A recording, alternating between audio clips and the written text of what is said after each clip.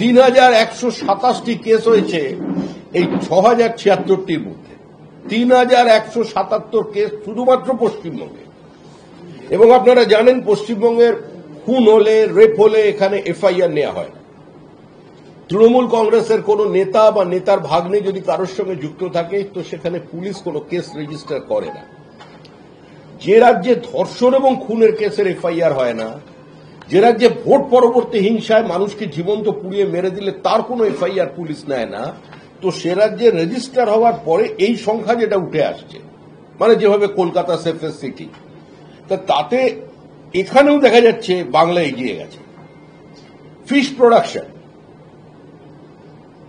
মাছে ভাতে বাঙালি, সারা দেশে ফিশ প্রোডাকশন বেড়েছে 26%, আর পশ্চিমবঙ্গে বেড়েছে 15%। কারণ কি? কারণ পশ্চিমবঙ্গে দিঘি, ঝিল যেগুলো ছিল, মাছ উৎপাদনের জায়গা ছিল, সেই জায়গাগুলোর ওপরে তৃণমূল কংগ্রেসের একাধিপত্য। তৃণমূল কংগ্রেস মানে সবাই পতাকা হাতে নিলেই তৃণমূল কংগ্রেস, দুষ্কৃতীরা তৃণমূল কংগ্রেস হয়ে যায়। আজকে তাদের একাধিপত্য প্রতিষ্ঠা করবার কারণে এবং বিভিন্ন জায়গায় তাদের টাকা তোলার কারণে আজকে এখানে আমরা এক্ষেত্রেও পিছিয়ে পড়েছি। দুর্ভাগ্যের বিষয় এটা হলো যে আমাদের এখান থেকে চারা যাচ্ছে অন্ধ্রপ্রদেশে, আর সেই অন্ধ্রের ছোট বাচ্চা বড় হলো, মানে গ্রুমিং হলো, ওখানে স্কুল কলেজে পড়ে বড় হয়ে গেল মাছটা, পড়ে সেই অন্ধ্রের মাছ পশ্চিমবঙ্গে ঢুকছে, আমরা সেই মাছ কিনছি। আমাদের চাষযোগ্য জমিতে, যেহেতু এখানকার কৃষকরা বিভিন্নভাবে বঞ্চিত হয়েছেন চাষযোগ্য জমিতে, আজকে নোনা জল ঢুকিয়ে জমির চরিত্র বর্ণন করে সেখানে ফিশারি হচ্ছে। এটা সোশ্যাল রিয়ালিটি। আমাদের এখানে ম্যানগ্রোভ ধ্বংস করু ফিশারি হচ্ছে, কিন্তু সরকারের দেওয়া রিপোর্টে নাকি এখানে ম্যানগ্রোভ বেড়ে গেছে। আমরা যা একদিকে আপনারা সাংবাদিকরা বলে যাচ্ছেন যে ম্যানগ্রোভ ধ্বংস হচ্ছে, ম্যানগ্রোভ ধ্বংস করে ফিশারি হচ্ছে, টিভিতে অনেক বহু জায়গায় দেখানো হয়েছে, বহু চ্যানেল দেখিয়েছে, বহু সংবাদ মাধ্যমে, প্রিন্ট মিডিয়া বড় আর্টিকেল বেরিয়েছে, কিন্তু বাস্তবে যদি পরিসংখ্যান দেখতে চান দেখতে পাবেন আমাদের এখানে ম্যানগ্রোভ বেড়েছে। এটা হচ্ছে নিঃসন্দেহে আমাদের একটা কলা। এ ব্যাপারে পশ্চিমবঙ্গে এগিয়ে আছে, এ নিয়ে তো কোনো নেই। আমাদের যারা চাষ করছেন আর কি, জমিতে যারা চাষ করছেন, যে কোনো চাষই করুন না কেন, তারা যদি শ্যালো পাম্প যে ব্যবহার করছেন, তার যে বিল, বিদ্যুতের বিল, সেটা কমার্শিয়াল রেটে।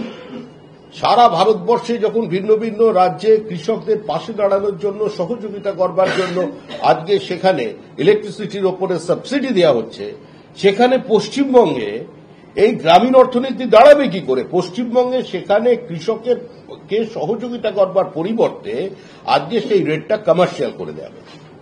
আমাদের তাঁত শিল্পরও ধ্বংস হয়ে গেছে। বাংলার নিম্ন মধ্যবিত্ত মহিলারা, আমাদের মায়েরা যে কাপড় বাড়িতে পরেন, তা তো আসছে সুরাত থেকে। আর যা তাঁত শিল্প বেঁচে আছে, ওই দরিদ্র একটি পরিবারে হাতে করে হ্যান্ড উইভাররা তাঁত বুনছেন, মাথার উপরে যে আলোটা সেখানে চলে, সেটারও কিন্তু রেট হচ্ছে কমার্শিয়াল রেট, ডোমেস্টিক রেট নয়। বর্ধমান জেলার 100টা রাইস মিল গত 2-3 বছরে বন্ধ হয়ে যাচ্ছে। 100টি রাইস মিল। তার কারণ হচ্ছে অতীতে যেখানে রাইস মিল ছিল, পরিবর্তিত পরিস্থিতিতে এবং প্রধানমন্ত্রীর অটল বিহারী বাজপেয়ীর সেই যে স্বর্ণ চতুর্ভুজ সড়ক যোজনার কারণে তার খুব কাছাকাছি রাইস মিলগুলো চলে আসবার কারণে কার্যত রাইস মিলকে বন্ধ করতে বাধ্য করা হচ্ছে, কারণ সেখানে আবাসন তৈরি হবে, সেই প্লটটাকে অন্য কোনো কাজে লাগানো হবে। এর মধ্যে রাজনীতি আছে, এর মধ্যে দখলদারি আছে, তার কারণ আজকে আমরা এই অবস্থায় পৌঁছেছি। ওইটা আলু, সাপে কামড়ানোর মৃত্যু, চা বাগান থেকে শুরু করে প্রত্যেক যেখানে ফুলের চাষ হয় সেখানে সাপ থাকে, কিন্তু সাপের কামড়ে মৃত্যু কৃষকদের বেড়ে চলেছে। তার একটা কারণ হচ্ছে অত্যন্ত বিষধর সাপ কাটবার পরে স্থানীয় হসপিটালে কোনো অ্যান্টিভেনম ড্রাগ নেই, সেটারও অপ্রতুলতা। আজকে সাপের কামড়ে মৃত্যুর সংখ্যা বাড়ছে পশ্চিমবঙ্গে। রাজ্য সরকার ক্ষমতা নেই, যেরকম বিভিন্ন সরকারি হসপিটালে জীবনদায়ী ওষুধ নেই, ঠিক একইভাবে সাপের কামড়ে মৃত্যু হলে বা তৎক্ষণাৎ তাকে চিকিৎসা করবার জন্য যে ওষুধের প্রয়োজন আছে সেটা এই মুহূর্তে পশ্চিমবঙ্গের যে অসামান্য ওই কি ব্যবস্থা হয়েছে, নীল সাদা গেট বানিয়ে হসপিটাল তৈরি হয়েছে, ওইসবগুলোর মধ্যে নেই। দালাল চক্র সর্বত্র সক্রিয়। সারা দেশে যারা চাল উৎপাদন করেন সরকারের নিয়ম অনুযায়ী পুরোটা তারা পেতে পারেন, এমএসপি পেতে পারেন, কিন্তু পশ্চিমবঙ্গের কৃষকরা আজকে এমএসপি থেকে সম্পূর্ণ বঞ্চিত হয়ে যাচ্ছে। যারা ধান চাষ করেন তারা 1/3 এমএসপিতে বিক্রি করতে পারেন, কিন্তু অধিকাংশ ক্ষেত্রেই ডিস্ট্রেস সেলিং হচ্ছে।